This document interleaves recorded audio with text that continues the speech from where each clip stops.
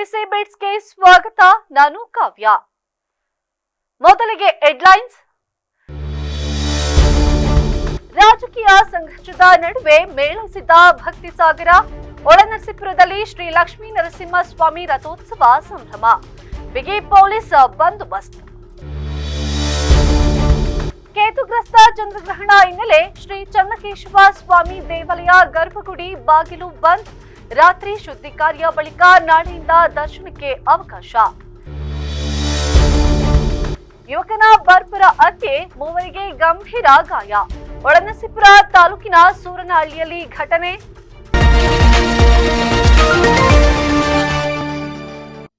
ಕಳೆದ ಕೆಲವು ದಿನಗಳಿಂದ ತೀವ್ರ ರಾಜಕೀಯ ಐಡ್ರಾಮಾ ಹಾಗೂ ಅಗ್ಗಜಗ್ಗಾಟಕ್ಕೆ ಸಾಕ್ಷಿಯಾಗಿದ್ದ ಒಳನರಸೀಪುರದಲ್ಲಿ ಇಂದು ಭಕ್ತಿ ಸಂಭ್ರಮ ಮೇಳೈಸಿದೆ.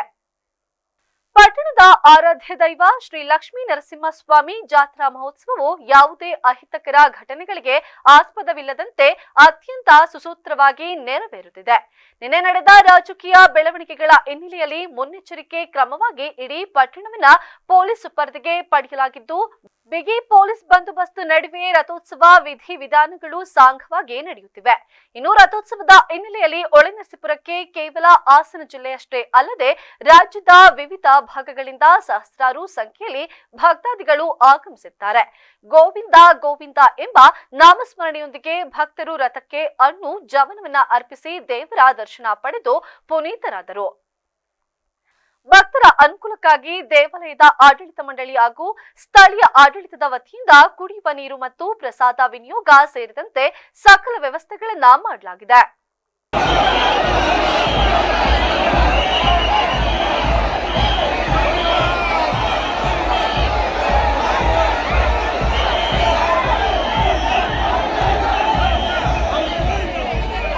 ಇಂದು ಸಂಭವಿಸುತ್ತಿರುವ ಕೇತುಗ್ರಸ್ತ ಚಂದ್ರಗ್ರಹಣದ ಹಿನ್ನೆಲೆಯಲ್ಲಿ ವಿಶ್ವವಿಖ್ಯಾತ ಐತಿಹಾಸಿಕ ಬೇಲೂರಿನ ಶ್ರೀ ಚನ್ನಕೇಶವ ಸ್ವಾಮಿ ದೇವಾಲಯದಲ್ಲಿ ವಿಶೇಷ ಧಾರ್ಮಿಕ ಕ್ರಮಗಳನ್ನು ಕೈಗೊಳ್ಳಲಾಗಿದೆ.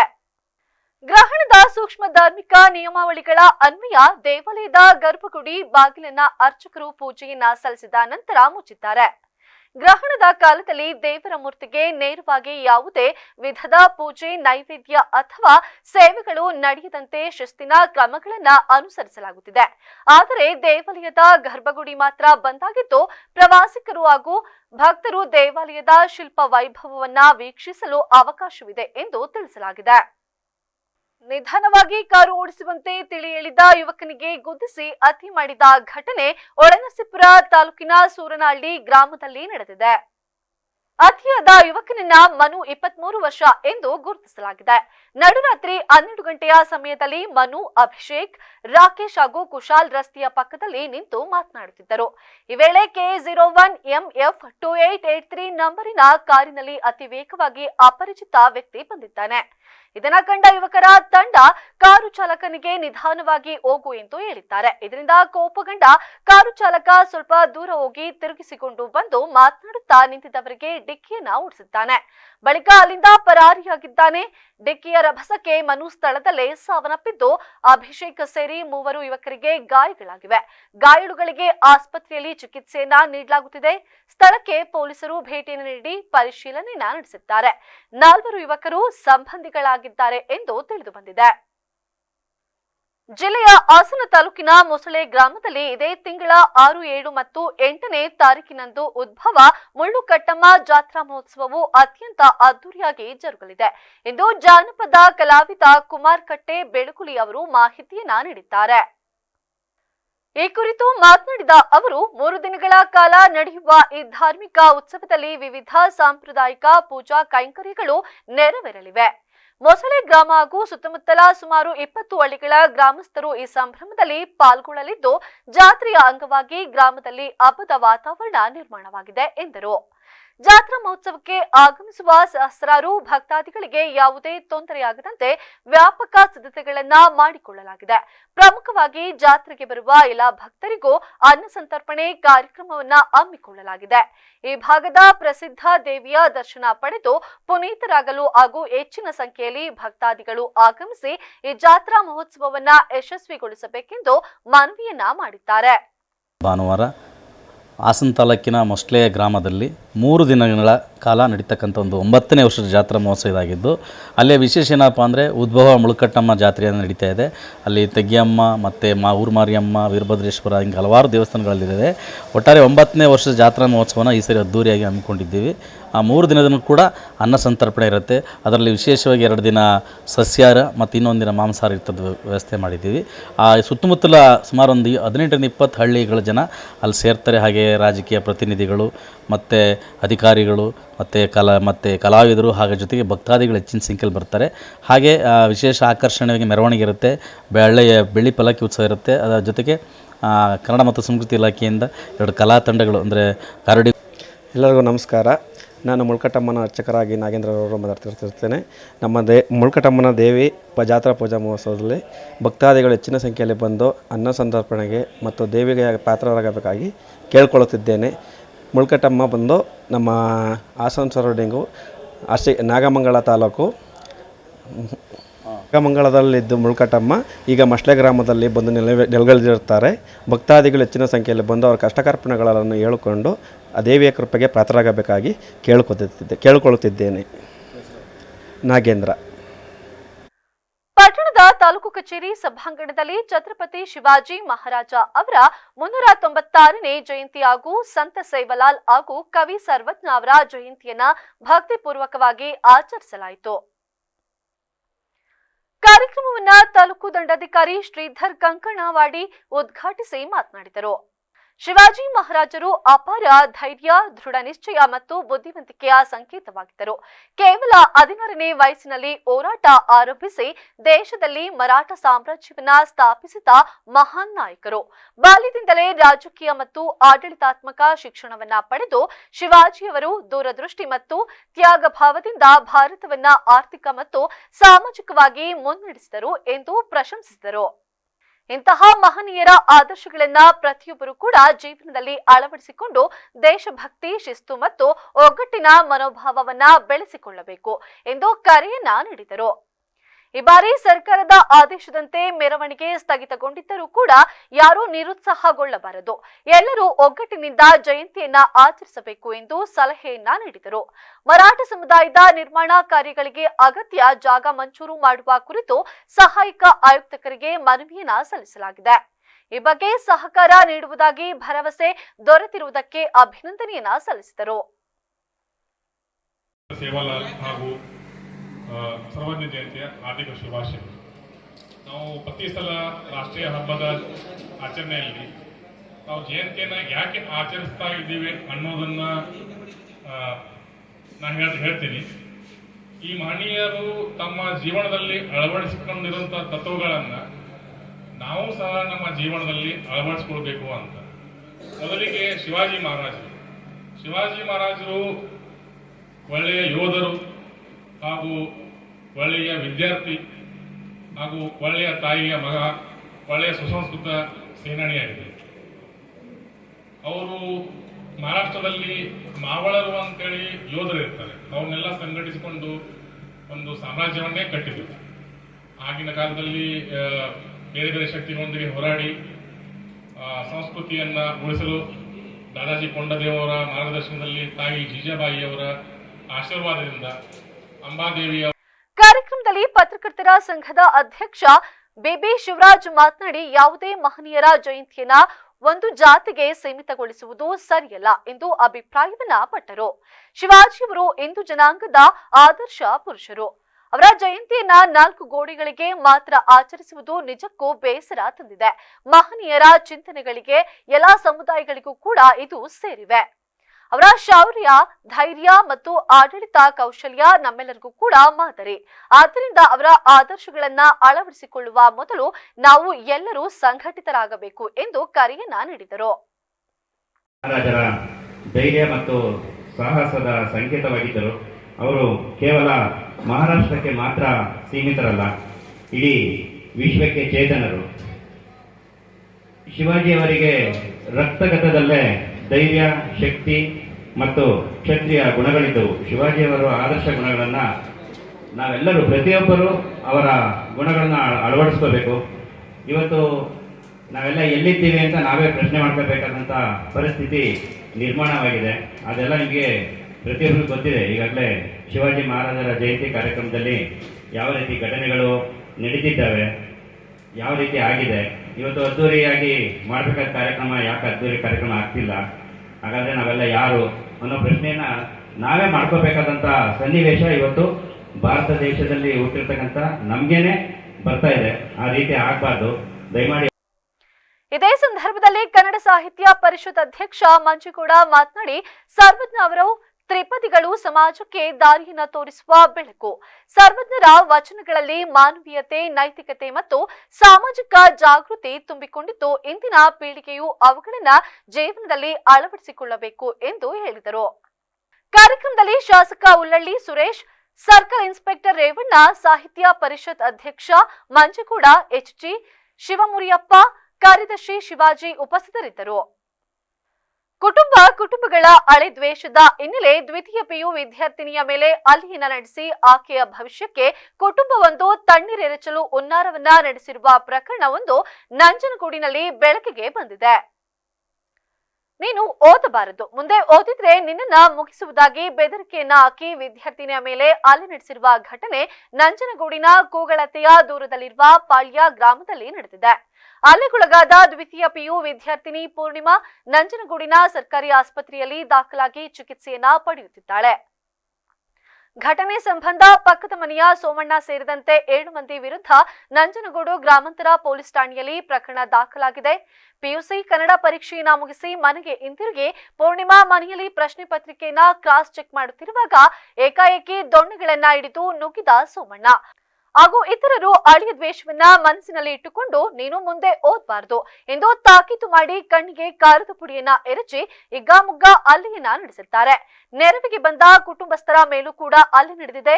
ಮನೆಯ ಕಿಟಕಿ, ಗಾಜು ಪುಡಿಯನ್ನ ಮಾಡಿದ್ದಾರೆ. ತಂದೆ ತಾಯಿ ಇಲ್ಲದೆ ಸೋದರ ಮಾವನ ಆಶ್ರಯದಲ್ಲಿ ಬೆಳೆಯುತ್ತಿರುವ ಪೂರ್ಣಿಮಾ ಉತ್ತಮ ಭವಿಷ್ಯವನ್ನ ರೂಪಿಸಿಕೊಳ್ಳುತ್ತಿದ್ದಾಳೆ ಎಂಬ ಹೊಟ್ಟೆಕಿಚ್ಚಿನ ದೃಷ್ಟಿಯಿಂದ ಚೆನ್ನಾಗಿ ಓದಬಾರದು, ಉತ್ತಮ ಭವಿಷ್ಯವನ್ನ ರೂಪಿಸಿಕೊಳ್ಳಬಾರದು ಎಂಬ ಕಾರಣಕ್ಕೆ ಹಲ್ಲೆಯನ್ನ ನಡೆಸಿದ್ದಾರೆಂದು ಪೂರ್ಣಿಮಾ ಆರೋಪಿಸಿದ್ದಾರೆ. ಈ 7 ಜನ ಇದ್ರು. ಅವರು ಬಂದ್ಬಿಟ್ಟು ಖಾರದ ಪುಡಿ ಎರಿಸ್ಬಿಟ್ಟು ಹಳೆ ದ್ವೇಷ ನಮ್ಮ ಮಾವ FIR ಅವ್ರ ಮೇಲೆ ಮಾಡಿಸಿತ್ತು. ಮೊನ್ನೆ ರಾತ್ರಿ ಜಗಳ ಆಗಿದ್ದಕ್ಕೆ ಏನಕ್ಕೆ ನಮ್ಮ ಮೇಲೆ FIR ಮಾಡಿದೆ ಹಂಗೆ ಹಿಂಗೆ ಅಂತ ಕೆಟ್ಟ ಮಾತಲ್ಲೆಲ್ಲ ಬೈದ್ಬಿಟ್ಟು ನಂಗೆ ಕಣ್ಣು ಖಾರದ ಪುಡಿ ಎರ್ಚಕ್ಕೆ ಓಡಿ ಬಂದರು. ಮತ್ತು ಗ್ಲಾಸ್ನೆಲ್ಲ ಹೊಡೆದು ನನಗೂ ದೊಣ್ಣೆಯಿಂದ ಹೊಡೆದ್ಬಿಟ್ರು.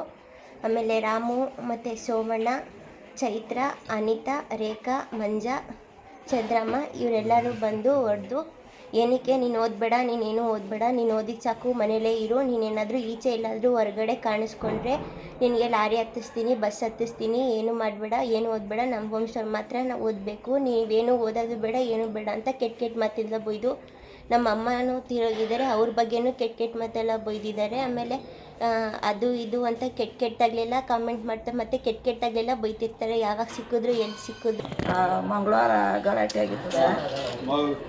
ಮಂಗಳವಾರ ಸಾಯಂಕಾಲ 7 ಗಂಟೆಯಲ್ಲಿ ಗಲಾಟೆ ಆಗಿತ್ತು ಸರ್. ಗಲಾಟೆಯಾಗಿ ಗದ್ದೆ ನೀರು ತಿರ್ಸಕ್ಕೆ ಹೋಗಿದ್ದ ಹುಡುಗನ ಹತ್ರ ಗಲಾಟೆ ಮಾಡಿದರು. ಗಲಾಟೆ ಮಾಡಿದಾಗ ಆಯಿತು ಬಪ್ಪ ಅಂತ ಅಂದ್ಬಿಟ್ಟು ಸುಮ್ಮನೆ ನಾನೇ ಕರ್ಕೊಂಡ್ಬಂದೆ. ಹೊಡೆದ್ಬಿಟ್ರು. ಹೊಡೆದ ತಕ್ಷಣ ಬಂದು ಗೌರ್ಮೆಂಟ್ ಹಾಸ್ಪಿಟ್ಲಿಗೆ ಅಡ್ಮಿಂಟ್ ಆದ ನಮ್ಮ ಯೋಗೇಶ ನನ್ನ ಮಗ. ಅವ್ನು ಬಂದು ಅಡ್ಮಿಂಟ್ ಆಗಿಬಿಟ್ಟು ಪುನಃ FIR ಆಗಿತ್ತು ಸರ್. FIR ಆಗಿಬಿಟ್ಟು ರೆಡಿ ಮಾಡಿಬಿಟ್ಟು ಮನೆಗೆ ಹೋದವು ಸರ್.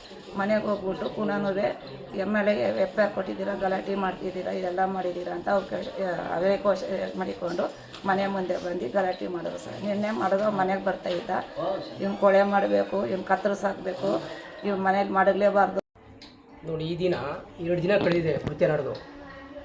ಒಬ್ಬೊಬ್ಬ ಮಹಿಳೆ ಮೇಲೆ ಹಲ್ಲೆ ಮಾಡಿರ್ತಕ್ಕಂಥದ್ದು, ದೊಣ್ಣೆಗಳು ಮತ್ತಿಂದ ಮನೆಗೆ ನುಗ್ಗಿ ಹಲ್ಲೆ ಮಾಡಿರ್ತಕ್ಕಂಥದ್ದು.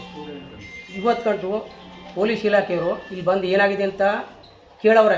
ಅಂದರೆ ಇವ್ರು ಕೊಟ್ಟಂತ ಹೇಳಿಕೆ ಪಡೆದಿಲ್ಲ ಅವರು ಮೌನಕ್ಕೆ ಶರಣಾಗಿದ್ದಾರೆ. ನಮ್ಮ ನಂಜನಗೂಡಲ್ಲಿ ನಮ್ಮ ಪ್ರಸಾದ್ ಸಾಹೇಬ್ರು ಇದ್ದಾಗ ಇಂಥ ಕೃತ್ಯಗಳು ಎಲ್ಲೋ ಬೆರಳೆಣಿಕೆಯಷ್ಟು ನಡೀತಿದೆ. ಈಗ ದಿನನಿತ್ಯ ಇಂಥ ನಡೀತವೆ. ಎಲ್ಲೋ ಒಂದು ಕಡೆ ಪೊಲೀಸ್ ಇಲಾಖೆಯವರು ಮೌನವಾಗಿದ್ದಾರೆ. ಮುಂದಿನ ದಿನಗಳ ಇಂಥ ಕೃತ್ಯಗಳು ನಡೆಯೋದಕ್ಕೆ ಪೊಲೀಸರು ಬಿಡಬಾರ್ದು ಅಂತೇಳಿ ನಾವು ಸಂಘಟನೆಗಳಿಂದ ಕೇಳ್ಕೊತಾ ಇದ್ವಿ. ಮಳವಳ್ಳಿ ಪಟ್ಟಣದಲ್ಲಿ ಕರ್ನಾಟಕ ಕಾರ್ಯನಿರತ ಪತ್ರಕರ್ತರ ಸಂಘದ ಪತ್ರಿಕಾ ಭವನ ನಿರ್ಮಾಣ ಕಾಮಗಾರಿಯ ಭೂಮಿ ಪೂಜೆಯನ್ನ ರಾಜ್ಯ ಪರಿಸರ ಮಾಲಿನ್ಯ ನಿಯಂತ್ರಣ ಮಂಡಳಿಯ ಅಧ್ಯಕ್ಷ ಹಾಗೂ ಶಾಸಕ ನರೇಂದ್ರ ಸ್ವಾಮಿ ನೆರವೇರಿಸಿದರು. ಈ ವೇಳೆ ಶಾಸಕ ನರೇಂದ್ರ ಸ್ವಾಮಿ ಮಾತನಾಡಿ, ಪತ್ರಕರ್ತರ ಸಂಘಕ್ಕೆ ನಿವೇಶನದ ಜೊತೆಗೆ ನನ್ನ ತಂದೆ ಪಿಎಲ್ ಮಲ್ಲಣ್ಣ ನೆನಪಿಗಾಗಿ ಸ್ಮಾರಕ ಪತ್ರಿಕಾ ಭವನವನ್ನ ನಿರ್ಮಿಸಿ ಕೊಡಲಾಗುತ್ತಿದೆ ಎಂದರು.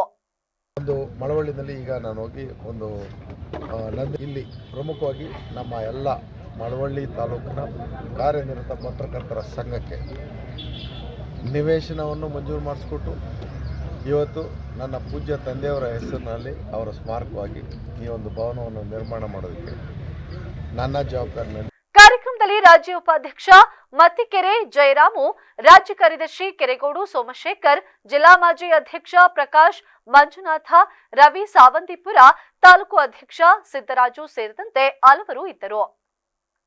ಕಲಬುರಗಿಯ ಆರಾಧ್ಯ ದೈವ ಶ್ರೀ ಶರಣಬಸವೇಶ್ವರರ ಜಾತ್ರಾ ಮಹೋತ್ಸವವು ಮಾರ್ಚ್ 8ರಂದು ಜರುಗುವುದು ಎಂದು ಶರಣಬಸವೇಶ್ವರ ಸಂಸ್ಥಾನದ 9ನೇ ಪೀಠಾಧಿಪತಿ ಪೂಜ್ಯ ದೊಡ್ಡಪ್ಪ ಅಪ್ಪ ಹೇಳಿದರು. ಕಲಬುರಗಿ ನಗರದ ದಾಸೋಹ ಮಹಾಮನೆಯಲ್ಲಿ ಕರೆದ ಸುದ್ದಿಗೋಷ್ಠಿಯನ್ನು ಉದ್ದೇಶಿಸಿ ಮಾತನಾಡಿದ ಅವರು, 18ನೇ ಶತಮಾನದ ಸಮಾಜ ಸುಧಾರಕ ಮತ್ತು ಸಮಾಜಕ್ಕೆ ತ್ಯಾಗ ಮತ್ತು ನಿಸ್ವಾರ್ಥ ಸೇವೆಯ ಸಾಕಾರ ರೂಪವಾದಂತಹ ಸಂತ ಶರಣ ಬಸವೇಶ್ವರರ 204ನೇ ಪುಣ್ಯತಿಥಿಯನ್ನ ಸ್ಮರಿಸುವ ಐತಿಹಾಸಿಕ ಶರಣ ಬಸವೇಶ್ವರರ ಯಾತ್ರೆ ಮತ್ತು ಪ್ರಸಿದ್ಧ ರಥೋತ್ಸವವು ಮಾರ್ಚ್ರಂದು ಕಲಬುರಗಿ ನಗರದ ವಿಶಾಲವಾದ ಶರಣ ಬಸವೇಶ್ವರ ದೇವಾಲಯ ಸಂಕೀರ್ಣದಲ್ಲಿ ನಡೆಯಲಿದೆ ಎಂದು ಶರಣ ಬಸವೇಶ್ವರ ಸಂಸ್ಥಾನದ 9ನೇ ಪೀಠಾಧಿಪತಿ ಪೂಜ್ಯ ದೊಡ್ಡಪ್ಪ ಅಪ್ಪ ಹೇಳಿದರು.